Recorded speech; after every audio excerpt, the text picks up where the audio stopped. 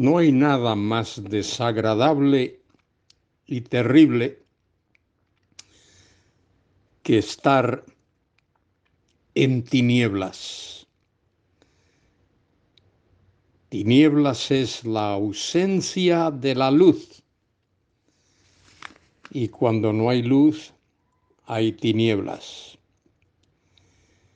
He estado en algunos países de América Latina donde hay deficiencia en el suministro eléctrico y la experiencia no es muy buena.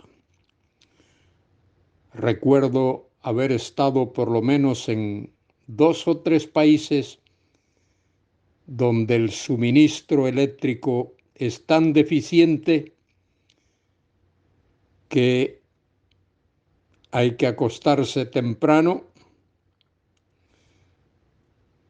y aguantar, resistir, tolerar la ausencia de la luz del suministro eléctrico. Y si las tinieblas físicas son difíciles, duras, en algunos casos insoportables, cuanto más insoportable es la ausencia de la luz espiritual. Es duro, es terrible, es muchas veces insoportable. Soy Luis Carballosa. En este momento quiero comentar con vosotros el pasaje de Oseas, capítulo 4, versículos del 13 al 19. Oseas vivió en un tiempo de tinieblas espirituales, en un tiempo cuando en la nación de Israel, particularmente en la zona norte, las 10 tribus del norte, había desorden y había práctica descontrolada de la idolatría. En los tiempos de Jezabel y Acab, el pueblo vivió en esas tinieblas espirituales. En el capítulo 4 de Oseas, versículo 13, dice: sobre las cimas de los montes sacrificaron e incensaron sobre los collados, debajo de las encinas, álamos y olmos que tuviesen buena sombra. Por tanto, vuestras hijas fornicaron o fornicarán y adulterarán vuestras nueras. Era una condición de terribles tinieblas espirituales que experimentaba el pueblo de Israel, particularmente esas 10 tribus en el norte después de la división de la nación.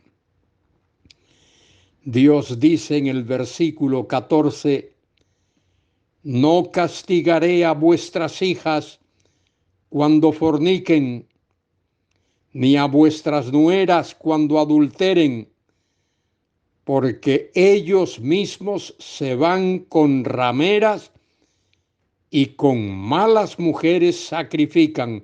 Por tanto, el pueblo sin entendimiento caerá. ¿Qué condición más triste es esta en la que se hallaban esas 10 tribus? Ese pueblo de Israel que vivía de espaldas a Dios y de cara a los ídolos. Dios dice: no castigaré a vuestras hijas cuando forniquen, ni a vuestras nueras cuando adulteren, porque ellos mismos, es decir, el pueblo mismo, los dirigentes, los que administraban la nación, las personas importantes, ellos mismos se van con rameras y con malas mujeres sacrifican. Por tanto, el pueblo sin entendimiento caerá. El pueblo sin entendimiento es ese que vive de espaldas a Dios y de espaldas a la palabra de Dios. Versículo 15 dice Dios: si fornicas tú, Israel, a lo menos no peque Judá, y no entréis en Gilgal, ni subáis a Bet-Aven. Bet-Aven significa casa de engaño. Ni subáis a Bet-Aven, ni juréis: vive Jehová, porque eso hubiese sido absoluta abominación. Versículo 16 dice: porque como novilla indómita se apartó Israel. Los apacentará ahora Jehová como a corderos en lugar espacioso. Qué tremenda pregunta. ¿Los apacentará ahora Jehová como a corderos en lugar espacioso? La respuesta a esa pregunta es no. El pueblo estaba bajo juicio.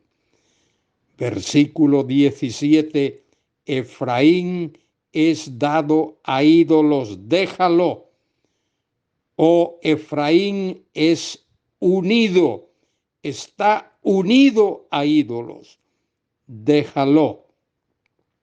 Efraín se refiere a las tribus del norte, a las 10 tribus del norte a las que se les designaba como Efraín.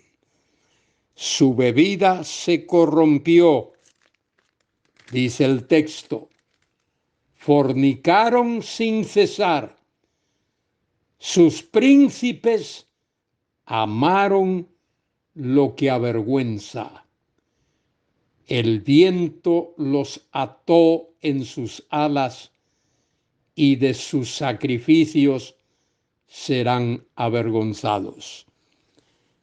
La nación de Israel, particularmente esas 10 tribus del norte, a las que se les designa como Efraín, vivían en idolatría, en fornicación, en abominación, en adulterio contra Dios. Y Dios traería juicio sobre ellos.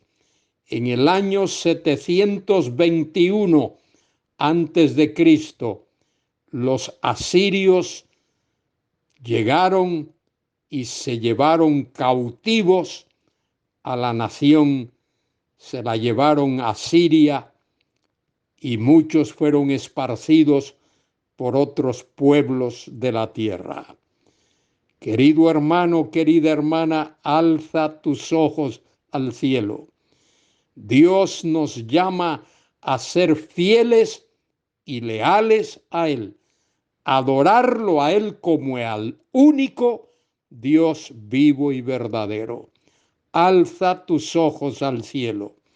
Alcemos nuestros ojos al cielo, tú y yo, y adoremos a ese único Dios que nos bendice, que derrama su gracia sobre nosotros. A Él sea la gloria, la honra y la alabanza ahora y por siempre. Amén y amén.